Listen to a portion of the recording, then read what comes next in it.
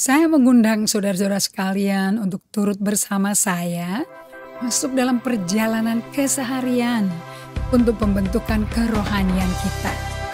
Di mana kita akan praktek solitude, silence, stillness, and scripture reading.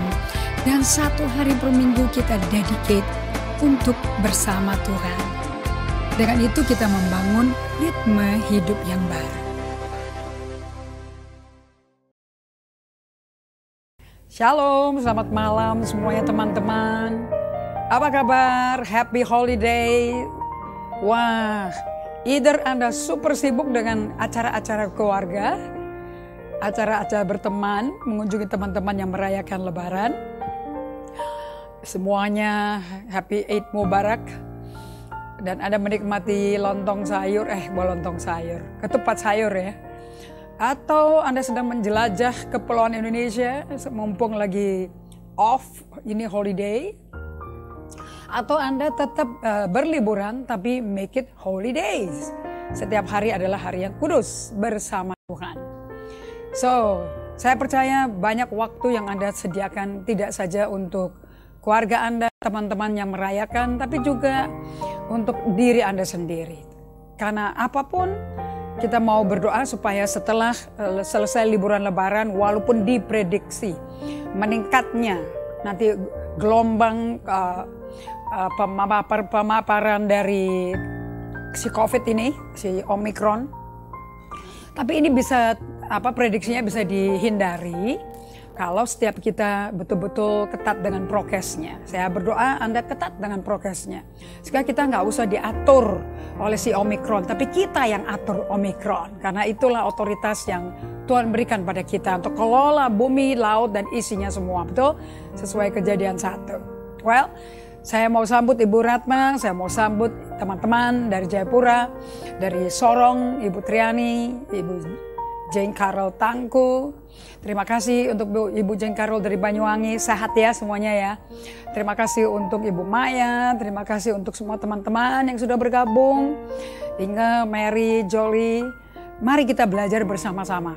Bagaimana hidup kita ini tidak perlu tergopoh-gopoh, tergesa-gesa, panik, bingung, karena mau nyenengin orang, karena mau kelihatan keren. Tapi in the season, dalam 6 tahun ini, 7 tahun ini, dari pra-pandemi sampai 2020 pandemi dan sampai sekarang belum ada pause-nya, tetap terus masih di pandemi.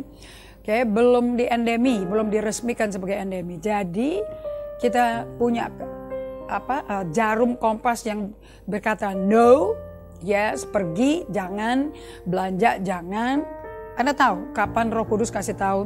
Anda bisa ke pasar basah, Anda bisa ke supermarket, Anda bisa ke mall, kapan tidak, kapan ke pantai, kapan tidak, atau kapan ke tempat keramaian. Nanti Roh Kudus kok yang atur. Anda nggak usah bingung. But Anda mesti develop relationship, loving union in the loving communion bersama Roh Kudus. Dia tuh tinggal untuk bersekutu sama kita. Amen. So saya mau sambut semua teman-teman dari Amerika, Ibu Irene, Ibu Sylvie dari Sydney. Saya mau terima kasih dan teman-teman dari Tomohon, dari Manado, dari Minahasa Selatan, Minahasa Utara. Thank you so much untuk bergabung. Dari Makassar, dari Palembang, thank you dari Medan, Pak Jayadi, Pak Ludiman, thank you Horas semuanya. Kita akan mulai dengan mempersiapkan diri kita. Supaya dengan pujian penyembahan ini dan liriknya Anda dengerin ya. Karena ini persis seperti pengajaran yang sudah dibagikan selama 4 tahun ini. Dari 2020, 4 tahun. Selama 2 tahun 5 bulan ini. Right? Ini bulan Mei sekarang. Setiap lirik ini, setiap kata-kata betul-betul bahan daripada perjalanan Yesus di bumi. Yang kita mesti ikuti iramanya. So let's create a new rhythm. How to live like Jesus. Amin. Kita siapkan hati kita dan Anda bisa lihat teks lagunya bersama-sama kita semua. Saya percaya Anda semua udah hafal semua. Engkau ada bersamaku di setiap musim hidupku. Tak pernah kau biarkan ku sendiri.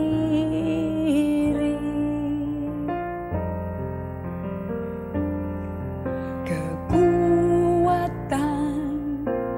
di jiwaku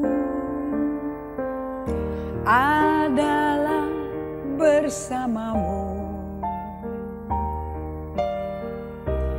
Tak pernah ku ragukan kasih-Mu. Kita ulang lagi, kita renungkan di mana Tuhan saat ini.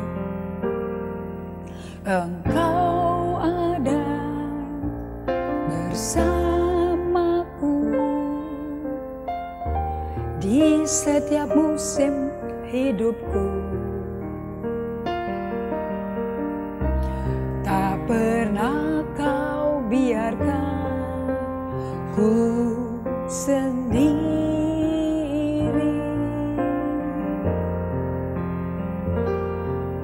Kekuatan di jiwaku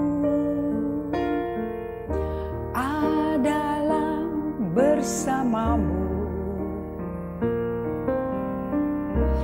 Tak pernah ku ragukan kasih-Mu.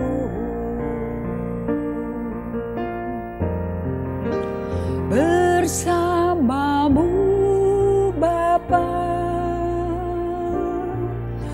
ku lewati semua. Perkenananmu yang teguhkan hatiku. Engkau yang bertindak, memberi pertolongan.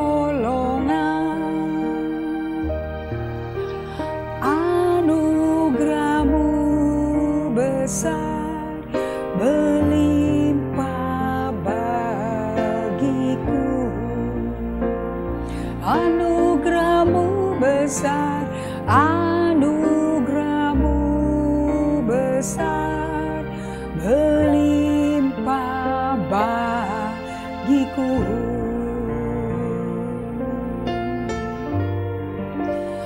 Anugerah-Mu besar melimpah bagiku.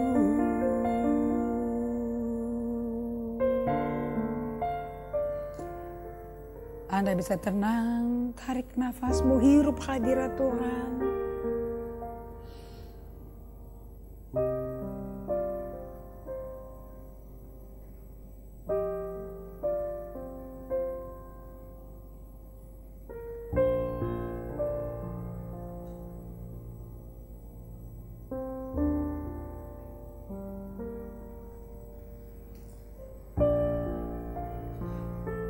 Terima kasih Bapa untuk hadirat-Mu di dalam, di atas, di sekeliling hidup kami. Bikin kami bisa setia seperti Engkau setia, tetap berdiam di bait Allah yang adalah tubuh kami. Walaupun Kau lihat di dalam tubuh ini kehendak kami, perasaan kami tidak sejalan dengan pikiran dan perasaan yang ada dalam Yesus, tapi Kau tidak pernah biarkan kami. Kau tidak pernah tinggalkan kami. Tetap alamat-Mu di bumi, tubuh kami. Bait Allah adalah badan ini. So kami persembahkan hidup kami pagi hari ini. Kami persembahkan tubuh kami sebagai persembahan yang hidup, ibadah yang sejati bagi-Mu Tuhan. Dan selama Kau tinggal di dalam tubuh kami dan kami undang dengan sadar, dengan intensional, Kau perbaharui budi kami Tuhan. Perbaharui pikiran kami. Supaya selama kami ada di bumi, kami tahu kehendak Allah yang baik, berkenan, sempurna. Dan kami tidak ikutin kehendak kami sendiri, kehendak duniawi, daging kami. Kami ikut kehendak-Mu ya Bapa. Dengan pertolongan anugerah Roh Kudus, pasti tidak ada yang mustahil. Dalam nama Yesus Kristus Tuhan kami. Amin. Well, hari ini kita akan bawakan lirik daripada chorus daripada pujian tadi dari Sari Simorangkir yang sangat-sangat berbicara untuk kehidupan saya. Nah, saya perhatikan dari banyak top leadership gereja-gereja yang pemimpinnya, tidak ada gereja yang orang yang memimpin, yang mempionirkan suatu ministry, suatu gereja lokal, di mana pemimpinnya tidak saya lihat dan tidak saya dengar kesaksian pribadi mereka. Mereka bukan pribadi tipe kolerik yang sanguin maupun kolerik yang melankolik. Dan mereka semua mengalami dalam kurva perjalanan hidup mereka, mengalami apa yang saya ajarkan. Ini ternyata a journey of their life being with God, dari bertemu secara radikal bersama Tuhan, didatengin Tuhan, berjumpa dengan Tuhan, sampai mereka belajar berjalan bersama Tuhan. Itu ternyata tidak otomatis. Jadi kita bisa berjalan dengan sukacita, dengan memori yang kencang sekali bagaimana Tuhan datangi kita. Namun dalam perjalanan hidup mereka, ternyata orang-orang sekitarnya mereka, terutama orang terdekat, yaitu keluarga kita sendiri, nggak enak dekat kita, nggak berkenan dekat kita. Ini saya dengar kesaksian dari A.R. Bernard, one of the big church di Brooklyn, New York. Kayak saya suka sekali sama kepribadian dia dan cara dia bawa firman. Kepribadian yang sangat-sangat beautiful. Okay? Tetapi ternyata the beginning of his journey, dulu dia sebelum ditangkap Tuhan Yesus, dia seorang banker, very top banker, dan juga seorang yang berpengaruh ya di dalam lingkungan kepercayaan yang sebelumnya. Demikian pula seperti Peter Scazzero, Peter Scazzero di Queens, New York. Kalau ini di Brooklyn, New York. Okay? Dan beberapa pemimpin lainnya yang saya pelajari semua kesaksiannya yang mengikuti kayak Ruth Haley Barton, Alan Fadling, semua ini guru-guru yang saya ikuti, pembelajarannya mentor pasif saya. They all have one problem. Mereka semuanya adalah result oriented, performance oriented, go get it oriented.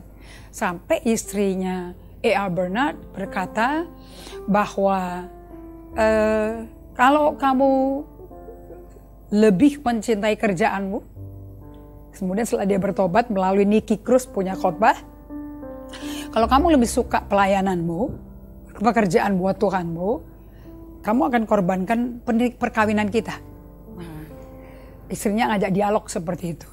Ya, dan istrinya udah negor dia sebelum dia jadi pengikut Yesus, sampai sudah pengikut Yesus dan melayani dengan gereja, anggota gerejanya pertama-tama cuma 4. Dia, istrinya, dan anaknya. Kemudian bertambah lagi kan, anaknya jadi 7. Plus mantu-mantunya nanti, plus cucunya. Okay, baru sekarang sampai puluhan ribu jemaatnya. Tapi dia mesti melalui kurva di mana dia mesti mengalami peremukan. Jadi kita bisa, ya orangnya pintar sekali, intelektual, punya hikmat dunia, enak ngomongnya, pintar, pandai, penerjemahannya, tapi nggak nyenengin orang. Pribadinya nggak nyenengin orang. Nah, jadi pada lirik lagu tadi bahwa Sari Simorangkir menulis, Yesus engkau ada bersamaku.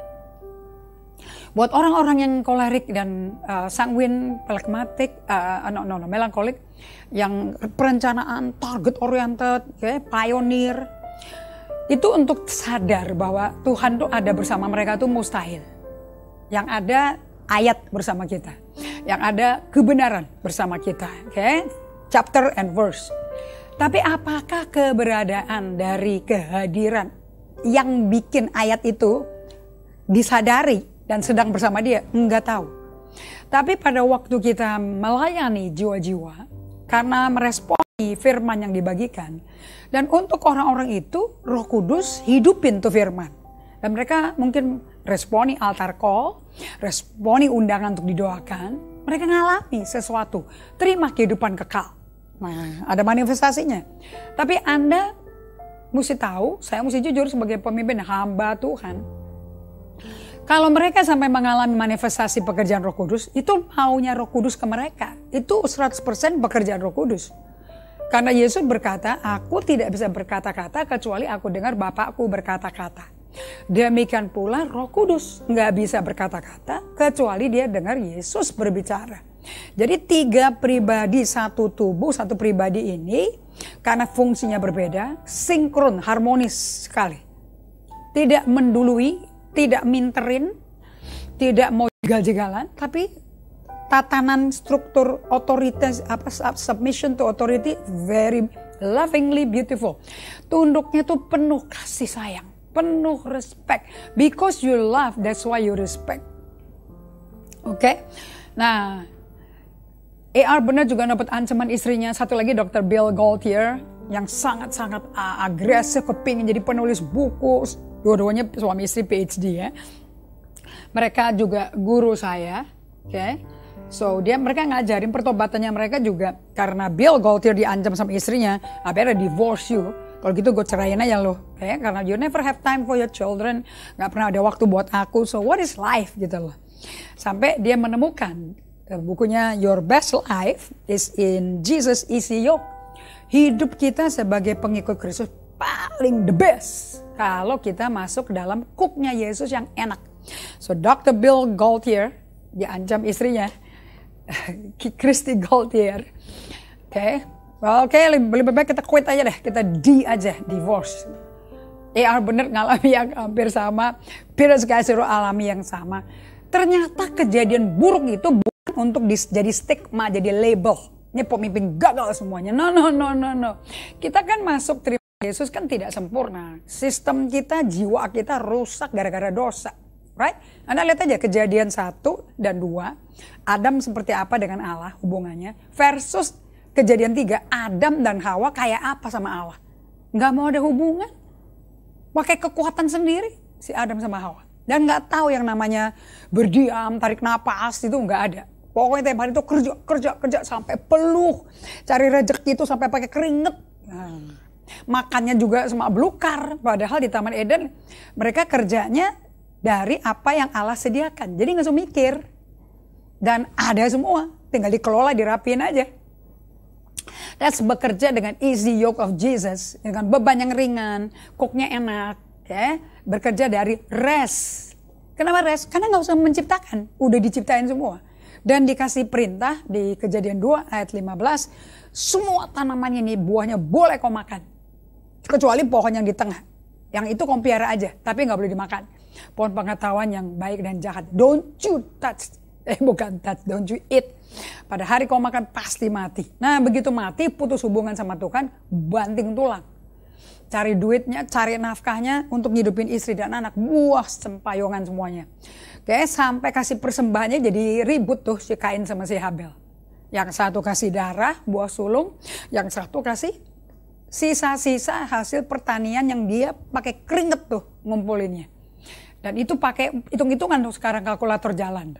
Tuh bedanya antara yang bergaul sama Tuhan. Bergaul artinya ya relax. Karena Allah itu pencipta langit dan bumi segala isinya. Ya apa yang kita ditugasin Kejadian 1. Dikatakan 26, 27, 28. Kelolalah, manage semua. Burung-burung di udara. Binatang merayap. Lata, ikan di laut, pohon-pohonan yang berbiji, kelola aja. Tapi kamu kan nggak usah pikirin bagaimana ada di situ. Pokoknya the best day for you to enjoy life, to be healthy, untuk sehat, roh jiwa tubuh, nggak ada autoimmune problem, imunitas perfecto, nggak ada COVID. Aku sediain properti yang tidak ada bahan kayak begitu, masalah kayak gitu. Kuncinya adalah be present with God's presence. Berada bersama hadirat Allah. Nah tahu nggak ternyata sekarang gara-gara sistem dosa kita rusak semua kan. We are damaged person. Itu mesti latihan kembali, reprogramming. Mesti di rewire. Okay? Mesti relearning. Jadi learn, unlearn, relearn lagi. Bagaimana hidup dengan bergaul sama Allah. Nah, makanya lagu ini sangat berbicara pada saya karena orang-orang kolerik nggak ngerti. Karena kita tuh seperti Petrus, ngomong dulu baru mikir. Ngatur dulu baru nanya. Padahal udah kelar gitu loh. Okay? And di setiap musim-musim, Kejadian 8 ayat 22, firman Allah berkata kepada Nuh, waktu Allah memulai hidup baru bersama Nuh dengan keturunan baru, keturunan manusia, keturunan Nuh yang bergaul sama Allah. Ciri-cirinya bergaul sama Allah, DNA-nya. Dengan semua hewan yang disimpan, diselamatkan dua-dua, sepasang-sepasang. Kalau nggak ada keturunan nanti. Disuruh isi lagi, disuruh penuhi lagi dengan generasi berikutnya dari keturunan Nuh yang bergaul sama Allah. Tipenya bergaul sama Allah, oke? Sampai anak-anaknya dia semua mestinya bergaul sama Allah, tapi ternyata satu kan mental, si Kanaan itu, right? Nah, pada waktu dia bergaul sama Allah, Allah ngomong kayak gini, nanti kalau udah mulai hidup lagi di bumi dengan keturunan baru, selama buminya masih ada, maka musim menabur menuai tetap ada. Siang malam tetap ada. Hujan kemarau tetap ada. Musim dingin, musim panas tetap ada. Nah, di musim-musim ini kan ada pergantian ini. Make sure kamu tahu aku tetap bersamamu. Aku gak pernah tinggalin kau, aku gak pernah biarkan kau. Okay? Bahkan kalau engkau sadar aku bersamamu, itu menjadi kekuatan di emosimu, di jiwamu. Karena kebersamaanku sama kamu. Tak pernah, sehingga kamu tidak perlu meragukan aku mengasihi kamu apa enggak. Karena waktu musim itu berganti, situasi musim dingin tuh semuanya mati, tanaman kayak mati. Padahal dari musim gugur, kan pada gugur semua. Okay? Itu benih-benih lagi ditahan, lagi mati di musim dingin. Memang musim mati dulu kan, Yohanes 12 ayat 24. Kecuali biji jatuh dan mati, maka tidak ada pertumbuhan, tidak ada buah lagi yang akan melimpah untuk dipanen. Jadi musim dingin itu berguna untuk matiin. Jadi kita semua dalam secara rohani akan dibawa sama Tuhan. Nah, ini orang kolerik ini bahayanya nih. Di antara musim ke musim yang dari enak gak enak, enak gak enak, ya kan? Menabur, pada menabur gak enak. Kenapa? Mesti nunggu sampai panen ada. Oke, baru panen enak. Habis panen rontok. Habis rontok mati, ada musimnya lagi. Kalau orang kolerik itu kan performance oriented, goal oriented, result oriented. Nggak ada produk sama sekali, nggak ada hasil. Berjuang menghasilkan dengan kekuatan sendiri supaya ada hasil sebelum musimnya kelar. Makanya orang-orang kolerik itu jadi pionir-pionir itu menemukan sistem-sistem yang munculnya di musim tidak enak. Musimnya di musim kematian, di musim nggak ada hidup. Nah, makanya orang Chinese punya peribahasa tuh. Bahaya, krisis ternyata opportunity. Krisis adalah peluang. Kenapa? Itu upaya orang kolerik gak mau menanti Tuhan. Mau bikin apa yang gak ada jadi ada. Padahal yang menciptakan dari gak ada jadi ada kan cuma Tuhan. Manusia gak disuruh begitu. Disuruh manajemen. Betul gak? Nah, so this song is so good. Nah, so dengan A.R. Bernard, Peter Scott Zero, siapa ya, Wayne Cordero, Alan Fadling, Eugene Peterson, who else is the Bill Gaultier, pada bertobat semua karena diancam sama istri-istri atau kena penyakit, hampir mati. Anda mesti baca bukunya Wayne Cordero, Running on Low, di mana dia hidup pakai galon bensinnya udah paling rendah isinya, udah burn out. Nah, ini orang-orang yang kolerik ini pasti ngalami yang namanya burn out. Itu ciri-ciri orang yang tidak pernah melakukan soul care, tidak peduli kesehatan jiwanya. Padahal Yesus datang ke bumi khusus nyari kita, nyari manusia yang diciptakan serupa gambar dia, yang jiwanya udah rusak, sistemnya udah rusak, untuk diselamatkan. Dan semenjak lahir baru dimulai proses turun mesin, terus proses ganti mesin, proses diberesin kembali, diatur kembali. Nah, itu namanya soul care. Tapi kalau Anda mobil kan mesti ke bengkel ya kan, kalau di bengkel dia naikin mobilnya, dilihat bawahnya, dalamnya segala macam. Itu mobil kan nggak bisa dipakai hari itu kan, off. Demikian pula tubuh kita mesti dipersembahkan supaya jiwanya diservis sama Tuhan. Nah, untuk Anda tahu, kita ini adalah makhluk yang paling rentan, jiwanya paling sensitif, paling tipis. Oleh sebab itu kesadaran berada bersama pencipta kita yang punya bengkel, yang desain bengkel hidup kita dan mendesain produk bengkel Anda mesti sering kontak ke dia. Karena kita rentan sekali. Mobil paling halus kalau disamakan dengan otomobil. Mobil paling tipis, bahannya paling refine gitu loh. Dan butuh dilindungi sama penciptanya kalau mau bertahan. Padahal paling diserang. Dan harus melewati macam-macam tempat yang gak enak atas kehendak penciptanya. Supaya dia test drive terus tuh. Supaya jadi prima, jadi seperti kelasnya penciptanya. Nah, untuk bisa mengenal keberadaan hadirat Tuhan yang paling gampang dengan Anda belajar doa dengan irama bernapas. Atau yang saya ajarkan sebagai breath prayer. So when you pray, dengan irama bernapas, artinya apa sih berdoa dengan irama bernapas? Ya tiap Anda kan napas terus kan. Sampai saya ngomong ini kan saya juga bernapas saudara. Masa tarik napas terus? Jebol nanti pingsan nanti saya sebelum kelar 1 jam. Right? Kita tarik napas, kita buang napas. Hirup yang tarik napas lagi, bisa ngomong lagi, lepas lagi. Nah kan bernapas itu kan gerakan irama pernapasan itu kan sudah alamiah kan. Kita tidur, kita melek, itu otomatis udah nggak mikir. Nanti kita lari atau naik tangga tiga tahap, 3 flight gitu, baru ngos-ngosan, baru tahu ada napas ya. Tapi kalau jalan biasa, santai-santai, udah nggak sadar lagi loh kalau kita tuh ada napasnya. Dan actually paru-paru itu mompa udara, masuk udara bersih, buang udara kotor. Itu kan jalan terus supaya darah kita hidup. Nah. So, saya mau katakan pada Anda seperti tubuh tanpa darah mati, demikian pula rohani kita tanpa hadirat Allah ya mati. Jadi hidup jiwa kita tanpa sumber pernapasannya, sumber kehidupannya, the quickening power of God, mati saudara. Sama kayak orang kecelakaan.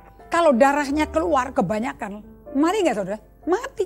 Mau dipompa pakai apa? Mau pakai paramedik lah, mau pakai ambulans lah, kalau udah terlalu banyak darah yang keluar ya mati. Jadi tubuh tanpa darah mati ya. Demikian pula rohani kita. Manusia roh kita, jiwa kita tanpa hadirat Allah mati. Nah, hadirat Allah itu kalau Anda tahu di Kejadian 2 ayat 7. Allah itu menghembuskan napasnya ke manusia yang dia bentuk. Badannya dibentuk dari bahan yang dia ciptakan. Tanah, langit, bumi, laut isinya diciptakan. Tetapi dari ciptaan itu dia bentuk manusia, badannya saja. Di Kejadian 2 ayat 7 dia hembuskan napasnya. Itu rohnya dia. Itu roh Hakudas. Ya. Kemudian badan itu tanah merah berubah jadi makhluk hidup. So sekarang yang dipentingin itu apa? Penciptaan itu bicara mengenai mujizat apa? Dari tanah menjadi makhluk hidup. Allah gak mau bergaul sama tanah. Allah mau bergaul sama makhluk hidup yang berjubah tanah. Oke? Nah, so kita akan mulai menghayati, merenungkan aku adalah tanah yang membawa napas Allah. Ya gak heran kalau Paulus tulis surat di Perjanjian Baru, Paulus Rasul yang tulis 3/4 Perjanjian Baru kita, ngulang-ulang 1 Korintus 3:16, 1 Korintus 6 ayat 19-20, jangan lupa kamu bait Allah, tempat roh Allah berdiam. 2 Korintus 4 juga 7, semua kuasa yang keluar yang ternyata bekerja melalui aku itu bukan milikku, itu milik Allah, dari Allah yang tersimpan dalam bejana tanah liat ini. Nah, dia jelas sekali, dia balikin, dia sadarkan bahwa yang Musa tulis tuh bener loh di Kejadian 2 ayat 7, kita ini cuma bejana tanah liat yang menampung hadirat nafas Allah yaitu Roh Kudus.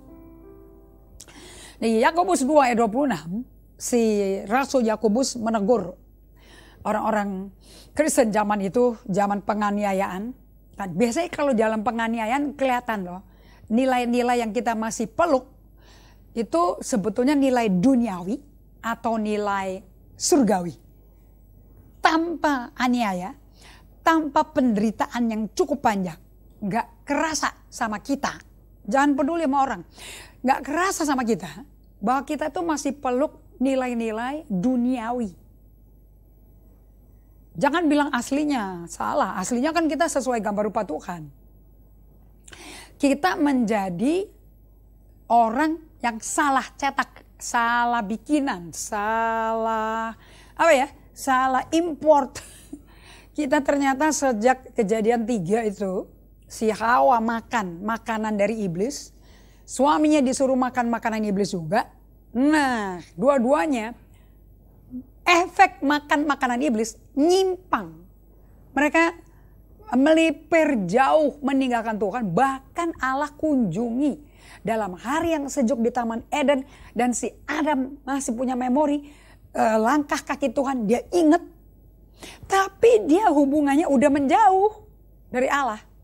Jadi apa yang kau makan menentukan jarakmu dengan Tuhan seperti apa.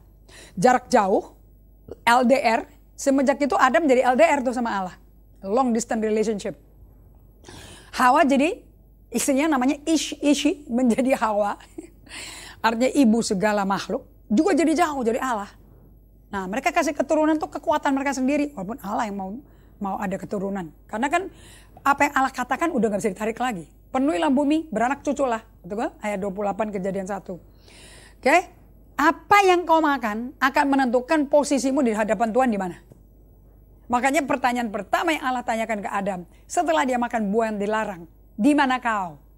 Kan tahu di Taman Eden fisiknya. Tapi di mana kau? Maksudnya makhluk hidup yang gue ciptakan itu di mana? Kau tinggal tanah merah. Itu tanahnya merah ya, bukan nama merek loh itu. Oke, itu betul-betul tanahnya warnanya merah. Tapi makhluk hidupnya mana? So, what you eat will determine where you are, the distance between you and God. Makanya hanya darah anak domba Allah yang bisa membuat posisimu benar lagi sama Allah. Di mana Anda direkonsiliasi, didamaikan bersama Allah. Nah, nyawanya masuk lagi tuh, nyambung lagi tuh. Oke, saya suka dengar kalau orang tua bilang anaknya baru bangun, itu nyawa kan masih bengong, muter-muter, masih katanya nyawanya belum nyambung sama badannya katanya. Apakah kita semua hidup kekal nyawanya Allah lagi gak nyambung sama tubuh kita? Sehingga kita suka dan menikmati membaur hidup dengan orang dunia, pakai nilai dunia, gaya dunia. Tapi kalau minggu itu menjadi orang suci. Tiba-tiba jadi dari LDR menjadi CDR, close distance relationship. Kalau tadi long, sekarang close. Bukan short atau short aja ya. Long distance relationship sama Tuhan menjadi short distance relationship. Kenapa short? Berarti belum close ya, belum closely intimate. Kenapa short? Karena cuman masuk ke gedung yang ada meja mimbar sama buku Alkitab. Short distance, tapi not one with God. Yang Tuhan mau loving union with God. Supaya persekutuan dengan Roh Kudus. Supaya kasih Allah, kasih karunia Tuhan Yesus, 2 Korintus 13:13, dan persekutuan Roh Kudus menyertai kamu. Nah, oke. What you eat will determine Anda itu LDR sama Tuhan atau apa tadi? SDR. Oke? Nah, kita lihat Yakobus menegur jemaatnya. Nah, sebagaimana tubuh tanpa roh adalah tubuh yang mati, jadi tinggal tanah merah. Begitu juga iman tanpa perbuatan adalah iman yang mati. Jadi kalau betul-betul Anda hidup bergaul sama Allah, kelihatan dari perbuatan iman. Perbuatan iman itu artinya perbuatanmu sesuai kehendak Allah. Sesuai jalan pikirnya Tuhan, jalan pikiran Tuhan. Saya ambil dari buku dari Alan Fadling. Dia menulis buku, ini buku day by day-nya saya yang kedua. Okay, so I have 3 day by day. Satu dari Bill Gaultier, satu dari Alan Fadling, satu dari Peter Scazzero. Di sini kenapa kok dia tulis the way of the presence, jalan hadirat Tuhan. Jadi kalau Anda mau berada bersama Tuhan, there is a way. And Yesus berkata, I am the way, the truth, and the life. Nobody come to the Father except by me. Aku adalah jalan, kebenaran, kehidupan. Tidak ada satu orang datang ke Bapa kecuali melalui aku. Eugene Peterson dalam bukunya The Jesus Way, Anda bisa ada di e-book, kayak Anda bisa beli di Amazon or whatever it is. Di toko buku saya belum ada karena it is all in English. Ini Anda mesti punya koleksinya Eugene Peterson dan you enjoy. Eugene Peterson itu the pastor of all pastors. Gembala dari semua gembala. So, Anda mesti beli bukunya. If you are in a ministry, get the book. Oke. Eugene Peterson berkata seperti ini. Dia quote Yohanes 14 ayat 6. I am the way, the truth, and the life. Yohanes 14 ayat 6. The Jesus way, wedded to the Jesus truth, brings about the Jesus life. Jalannya Yesus yang dikawinin dengan kebenarannya Yesus, kebenaran itu pasal dan ayat gitu loh, membawa kepada kita kehidupannya Yesus. Makanya dia namanya the way, the truth, the life. So if you know the way of Jesus, cara hidupnya Yesus kayak apa sih? Gaya hidupnya dia kayak apa sih? Kalau dikawinin sama pasal dan ayat, akan menghasilkan Jesus way of life, the Jesus life, kehidupan kekalnya Yesus. Okay? We cannot proclaim the Jesus truth, but then do it any old way we like. Kita nggak mungkin bisa membagikan Yakobus 2:14, Yakobus 2:15 itu the truth. Okay? Kalau kita tidak melakukan the way of Jesus, caranya Yesus. Dan kita masih hidup pakai cara lama. Ya cara lama manusia lama punya dong. Cara duniawi, cara dosa. Jadi banyak dari kita tuh sempoyongan, stres, capek menghidupi firman, capek melakukan aktivitas di gereja. Because kita mau melakukan jalannya kebenarannya Yesus, cara jalan dunia. Ya terang sempoyongan, orang jalannya 180 derajat bertolak belakang kok. Kalau jalan Yesus ke kanan atau ke utara, itu tempat surga, kita pakai caranya jalan ke selatan. Ya mana bisa nemu? Makanya berat. Makanya kuknya kau letih lesu beban berat, mari datang padaku karena aku rendah hati. Dan kau akan dapat kelegaan, aku belajarin kamu. Artinya dari selatan ke utara ketemu Yesus, masuk ke kuknya yang enak, bebannya ringan supaya bisa hidupin jalan utara, jalan gaya hidupnya keluarganya Yesus. Oke, nah baru Anda bisa nikmati all the chapter and verses, pasal ini dan ayat ini. Kalau enggak jadi hukum Taurat, jadi legalistik. Nor can we follow the Jesus way without speaking the Jesus truth.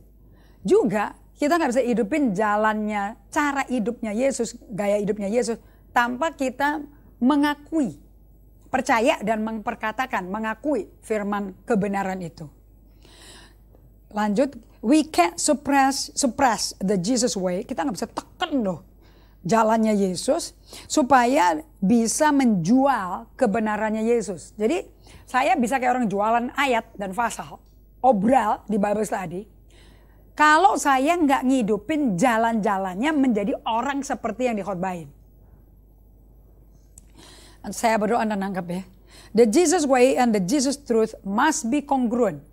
Jalan hidupnya Yesus, gaya hidupnya Yesus, dan kebenarannya Yesus itu mesti kongruen, mesti sejalan, sepakat, bersama-sama. Only when the Jesus way is organically joined with the Jesus truth do we get the Jesus life. Hanya pada waktu kita secara organik ngidupin jalan-jalan pikirannya si Yesus, digandeng dengan kebenarannya Yesus, baru kita bisa nikmati di bumi hidupnya Yesus. Baru kita lega, because the presence of God is peace. Damai sejahtera melampaui akal budi manusia, bukan? This integration of the truth of Jesus, live in the way of Jesus, leading to the life of Jesus in us and among us have been a gift to me, kata Alan Fadling.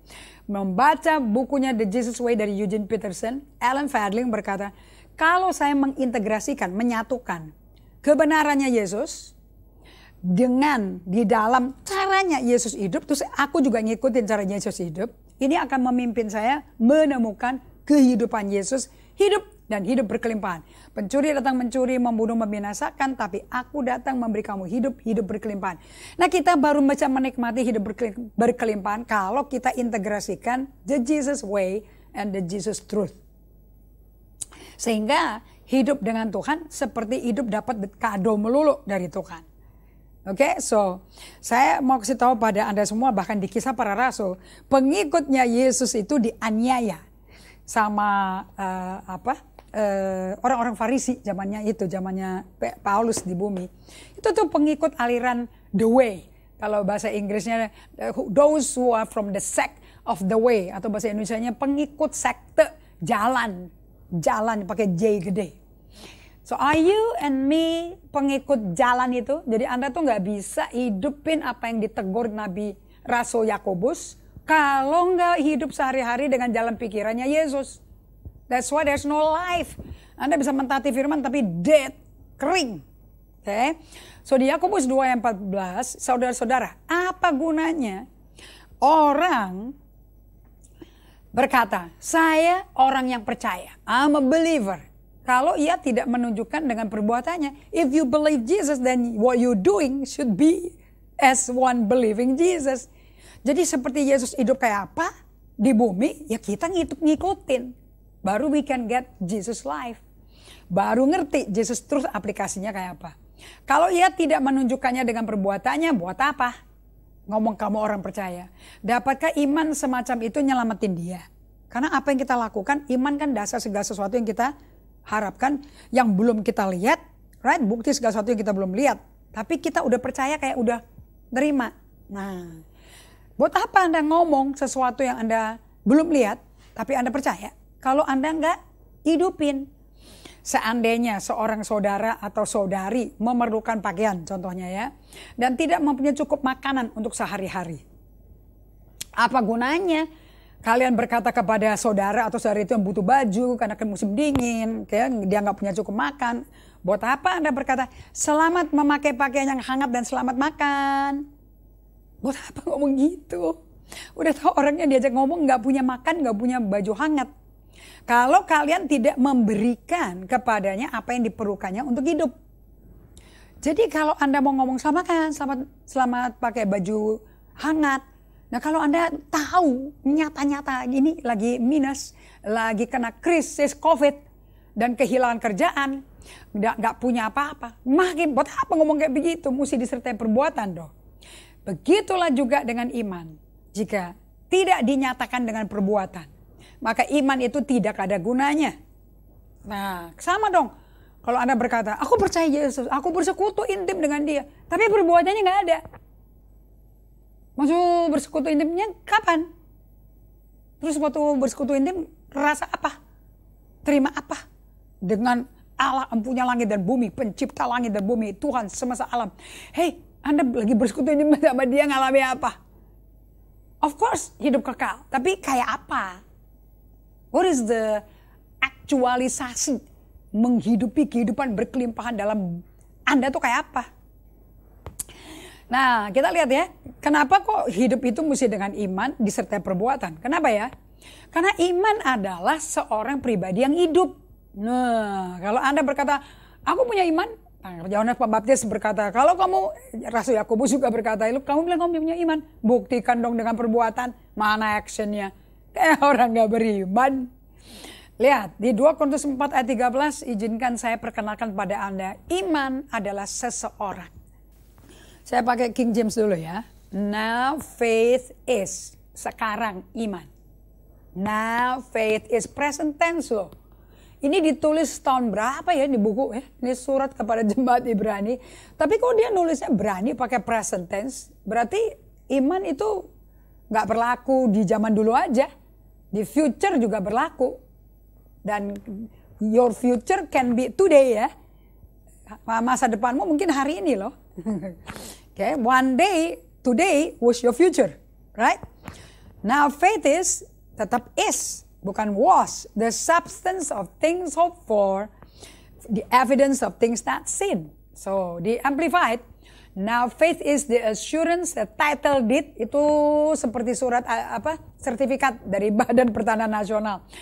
Confirmation of things, dari hal-hal hoped for, divinely guaranteed. And the evidence of things not seen, the conviction of the reality, dan bukti dari hal-hal belum kelihatan, tapi sudah ada penginsafan. Dari realita itu pasti ada. Faith comprehends as fact what cannot be experienced by the physical senses. Jadi iman itu memahami fakta dari pengalaman-pengalaman yang belum bisa dirasakan oleh panca indera fisik.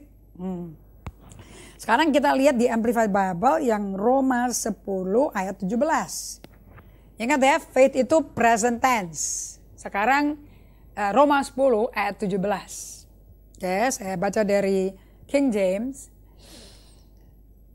So then faith, kalau King James pakai apa? Kayaknya kata yang ditambahkan ini.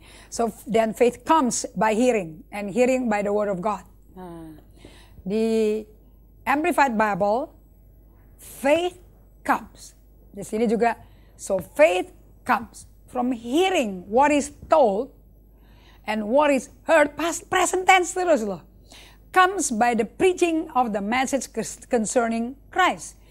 Jadi iman datang, itu pakai S ya, kata kerjanya comes pakai S. Jadi sekarang from hearing what is told, dari apa yang sedang dibagikan, and what is heard, apa yang sedang kedengeran, comes, datangnya itu pakai sekarang sedang datang melalui pemberitaan, pengkhotbahan, pesan mengenai Kristus Yesus. Nah, karena faith comes, berarti faith itu hidup, bisa datang. 2 Korintus 4 ayat 13 menjelaskan lebih teliti lagi. Benar-benar faith itu a spirit loh. Karena dia bisa hadir. Kalau datang kan hadir. Kalau dulu Benny Hinn ngomong, karena faith bisa datang, jadi punya kaki ya. Dia bisa pergi, dia bisa datang. Kalau bisa datang bisa pergi loh. Nah, lihat di 2 Korintus 4 ayat 13. Namun karena kami memiliki roh iman yang sama. Jadi kita semua ini kalau lahir baru, kita punya roh iman yang sama. Seperti ada tertulis, sudah tercatat, sudah terukir sama Tuhan. Dia gak bisa dihapus sama orang. Aku percaya, this is something you already know long time ago. I believe. Ciri-ciri orang believe. Kalau betul-betul Anda bukan orang legalistik ya. Anda betul-betul orang yang in loving union with God. When you believe. Sebab itu, you will speak. Anda akan berkata-kata. Maka kami juga percaya. Dan sebab itu kami juga berkata-kata. Karena kami tahu. Bahwa Ia yang telah membangkitkan Tuhan Yesus. Akan bangkitin kami juga bersama-sama dengan Yesus. Kenapa kok hidup faith come? Faith comes. Faith is the substance. Kenapa kok present tense semua? Karena itu, karena dia bangkit dari mati. Sampai hari ini masih hidup. Jam ini, malam ini masih hidup. Seperti zaman Paulus tulis surat ke jemaat Korintus. Hidup. Nggak mati. Dia kuasa, dia kehidupan dan kebangkitan. Akan membangkitkan kamu juga bersama-sama dengan Yesus. So Yesus bangkit, kita pasti bangkit. Dan itu butuh iman datang. Dan Ia akan menghadapkan kami bersama-sama dengan kamu pada dirinya. And they want to present us to Himself. Dan Anda lihat ya, di sini selama namanya roh itu pribadi. Karena roh bisa berduka. Coba Anda lihat ya, di Efesus 4 ayat 30. Anda buka Alkitab Anda sendiri. Okay. Kalau bahasa Inggrisnya, and grieve not the Holy Spirit of God. Jangan dukakan Roh Kudusnya Allah.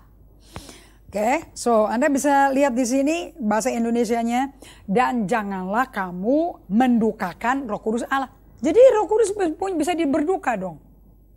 Right? Karena Roh Kudus berduka, berarti Roh Kudus pribadi, karena punya emosi. Punya emosi, punya kehendak, right? Dan punya perasaan. Karena bisa merasakan duka. Dan bisa berpikir. So be careful here. Kalau Anda ngomong now faith comes, berarti now Jesus come. Jadi kapan kita ada iman? Timbul itu iman timbul dari pendengaran firman yang dibagikan tentang Yesus. Itu kapan? Waktu kita dengar Roh Kudus ambil itu ayat, dihidupin jeduk, disaksikan di dalam roh kita. Itu yang datang Yesus, yang bawa Roh Kudus bersaksi ke roh kita. Jadi namun karena kami memiliki roh iman yang sama, seperti ada tertulis, aku percaya sebab itu aku berkata-kata. Maka kami juga percaya dan sebab itu kami juga berkata-kata. Ciri-ciri orang yang ada iman selalu berbicara akan firman yang dia percaya. So sangat proaktif. Yesusnya datang, firman dibagikan, roh kita percaya, mulut berkata-kata. Sangat proaktif. Oke. So, Roma 10 ayat 15, Paulus menulis surat pada jemaat yang dianiaya di Roma. Dan bagaimana mereka dapat memberitakan pesan Tuhan mengenai Kristus itu loh. Jika mereka tidak diutus. Seperti ada tertulis, betapa indahnya kedatangan mereka yang membawa kabar baik. How beautiful are the feet of those who carry the good news. Betapa indahnya tuh kaki-kaki yang datang membawa kabar baik. Tapi tidak semua orang telah menerima kabar baik itu. Dikasih kabar baik, tapi nggak semuanya terima loh.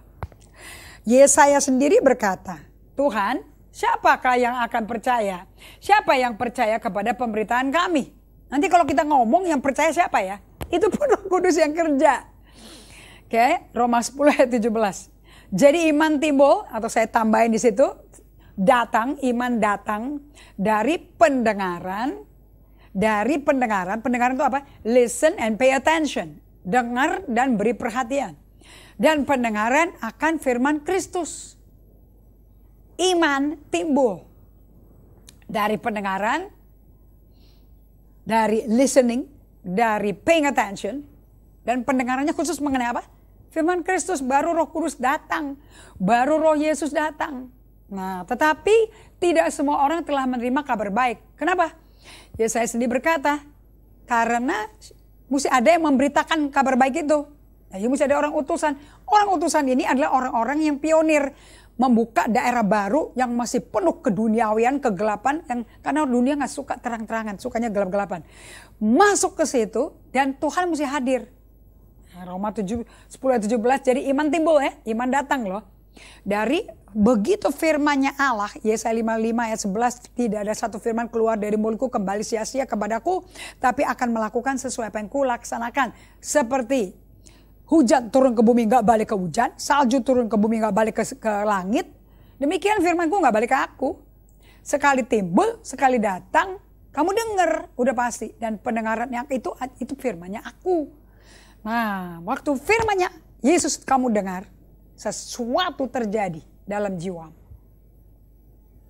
Oke, hadirat Yesus datang. Nah, Anda kan lagi bernapas kan? Lagi bernapas didatengin hadirat Allah. Kira-kira napasnya apa tuh yang dihirup? Masuk tuh hadirat Allah ke dalam jiwamu. Keluar hadirat duniawinya. Terjadilah siklus. Hirup hadirat kasih Allah. Buang hadirat setan. Hadirat duniawi yang kegelapan itu. Yang kita gak mau dan bukan dari Tuhan Yesus. Keluarin aja. Nah, jadi Kristus Yesus adalah Tuhan yang masih hidup. Dan masih berbicara. Dan masih memberi perhatiannya pada setiap kita. Kristus Yesus adalah Tuhan yang masih hidup dan sangat hidup. Masih berbicara karena dia hidup. Dan masih memberi perhatian pada setiap kita. Jadi kira-kira kalau Anda datang kepada Tuhan, duduk diam dan merasakan napasnya. Coba Anda dengerin aja pernapasan Anda. Sekali-kali diam. Kayak dokter kalau mau periksa kita pakai stetoskop. Kan kita suruh diam. Kalau dia suruh ngapain? Tarik napas. Buang napas. Dia mau dengerin apa? Ritmenya. Teratur apa enggak? Jantung. Di ulu hati. Di paru-paru. Didengerin. Kalau ritmenya udah enggak beres. Dia bilang kamu sakit. Dokter aja periksa ritme pernapasan. Kenapa kalau kita enggak pernah periksa ritme pernapasan? Jangan udah mendadak tiba-tiba. Sakit dada kiri. Heart attack deh. Serangan jantung. So it's normal. Ini sesuatu praktek yang alamiah dan sudah natural dan sudah diterima secara medis maupun secara saintifik maupun secara rohani. To be still, to slow down, to stop, and to listen. Tenangin jiwamu, teduhkan jiwamu supaya kamu bisa selamat karena dokter nggak nemu. Ritme napasnya kok nggak teratur ya. Coba naik treadmill. Habis itu dites habis deh. Treadmill, MRI, CT scan, semuanya dites. Ketemu dan tes EKG lagi. Ritmenya gelombang pernapasannya kacau. Nah, something is wrong. Pertanyaannya adalah, kapan Anda beri perhatian kepada hadirat Yesus? Mungkin Anda ada iman, tapi karena terlalu sibuk, seperti para pemimpin-pemimpin besar yang awalnya hidup itu untuk sukses, hidup itu untuk meraih hasil, sampai keluarga dilantarkan, hubungan orang tua sama anak hilang, hubungan suami istri mati, semua hidup cuman uang, keberhasilan, kekayaan, akumulatif, dan foya-foya, tapi tidak pernah dengar perasaannya. Perasaan istri juga nggak tahu, perasaan anak juga nggak tahu, perasaan ART juga nggak tahu. Tiba-tiba semua pegawai pada keluar gitu, nggak kuat, nggak kecapean. Jadi Anda mungkin jangan tanya mungkin gaji kurang aja. Gaji bisa kelebihan pun kalau nggak kuat mati, saudara-saudara. Right? Nah, Anda nggak bisa pakai apa tuh namanya booster ya, bukan booster vaksin, pakai hormon, suntikan hormon itu. Right? Kapan Anda beri perhatian kepada kehadiran roh iman dan mendengarkan? Nah, kalau Anda nggak latihan mengenal pernapasanmu, nggak tahu Roh Kudus hadirnya kapan. Anda nggak tahu roh iman itu datang. Bahkan Anda musnya tahu ayat apa, lupa, kebablasan. So, saya mengundang Anda semuanya hari ini untuk coba kasih perhatian sebentar dong. Sebelum kita berpisah malam hari ini. Coba beri perhatian ke napasmu. Seperti dokter pakai stetoskop. Izinkan dokter Yesus, Jehovah Rafa, pakai stetoskop rohaninya. Untuk mendengar. Anda ini masih hidup dengan LDR apa SDR? Long distance relationship sama sumber napasmu. Atau dengan short distance relationship. LDR atau SDR.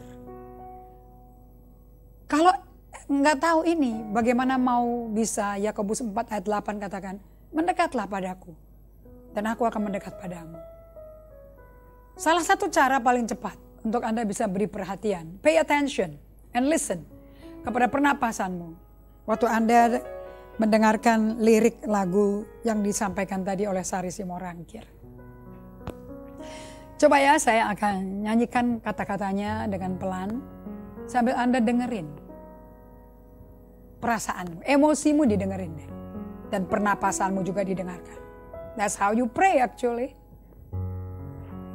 Are you paying attention to God's presence? Engkau ada bersamaku di setiap musim hidupku. Ada musim dingin, ada musim panas. Tak pernah kau biarkan ku sendiri.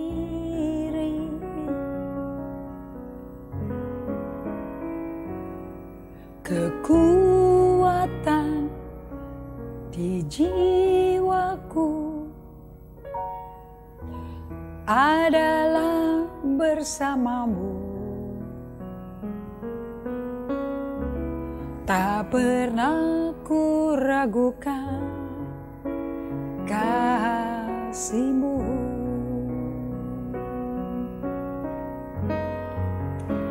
Bersama-Mu Bapa, ku lewati semua perkenananmu yang teguhkan hatiku. Engkau yang bertindak, memberi pertolongan, anugerah-Mu besar berlimpah bagiku.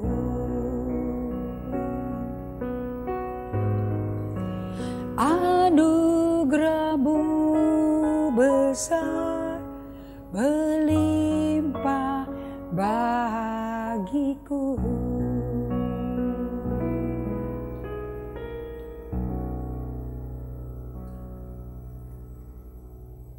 Tolong kami Roh Kudus untuk bisa menyadari bahwa Engkau ada bersama setiap kami malam hari ini. Ajarkan kami Roh Kudus untuk kurangi tempo, untuk stop dan berdiam di hadapan hadirat Allah dan menanti-nantikan Tuhan untuk bisa kenalan dengan suaranya, caranya dia bicara kepada setiap kami yang unik dan berbeda. Ajarkan kami untuk berdiam Roh Kudus, seperti pemazmur Bani Lewi berkata, dan ketahuilah aku Tuhan, mencatat di Mazmur, Allah mau kita berdiam untuk mengenal Allah. Aku minta ya Bapa di dalam nama Yesus, dalam segala situasi, dalam segala musim, tidak ada satu yang mengagetkan kami, menakutkan, mencemaskan. Dan jika ada ujian-ujian pencobaan di tengah-tengah peralihan pergantian musim, kami tidak takut bahaya, karena gada dan tongkat-Mu menyertai kami. Kau selalu berada bersama kami. Kami yang dulunya LDR, long distance relationship with God, menjadi short distance relationship with God, menuju mendekat Allah, sehingga Allah juga mendekat pada kita. Tahirkan tangan kita dari dosa, sucikan tangan kita untuk kita melakukan kebenaran. Terima kasih ya Bapa di dalam nama Yesus Kristus Tuhan kami. Kekuatan jiwa kami, penghibur kami, Allah yang selalu bertindak atas nama kami. Oleh sebab itu kami berkata bukan oleh gagah kekuatan kami, tapi hadirat-Mu. Terima kasih untuk mengajarkan kami sadar diri, pay attention dan listen. Itulah hubungan intim yang memungkinkan terjalin antara kami dengan Tuhan. Kami berjanji pada saat kami hidupi dan alami kemuliaan hanya bagi Yesus Kristus Tuhan kami. Dalam nama Yesus Kristus Tuhan kami berdoa mengucap syukur. Amin. Jangan lupa, Anda yang belum punya, ini 2 buku yang saya sangat-sangat sedang pelajari, sedang praktekkan. Jadi pemimpin yang emosinya sehat.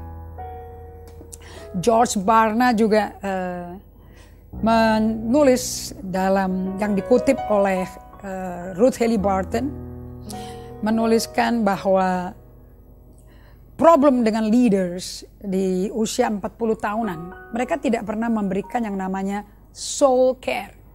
So ini dari George Barna's recent research dari Ruth Haley Barton, Transformation Leadership.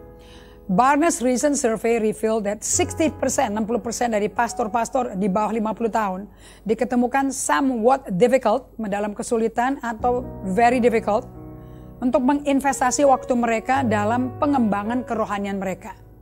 So bagaimana gereja-gereja bisa sehat jika gembala-gembalanya tidak mengambil waktu untuk pedulikan, pelihara jiwa mereka. So George Barna, one of the hamba Tuhan yang menyelidiki kesehatan emosi gereja, Anda mesti baca bukunya dia. And this is the book. Apa yang George Barna katakan, this is the solution. Yang ini memang Anda mesti beli di Tokopedia, atau kalau saya lagi ada stok saya akan sediakan. Okay, so that you can live on the way of the presence. Sampai jumpa lagi hari Sabtu jam 11 pagi sampai jam 12. God bless you.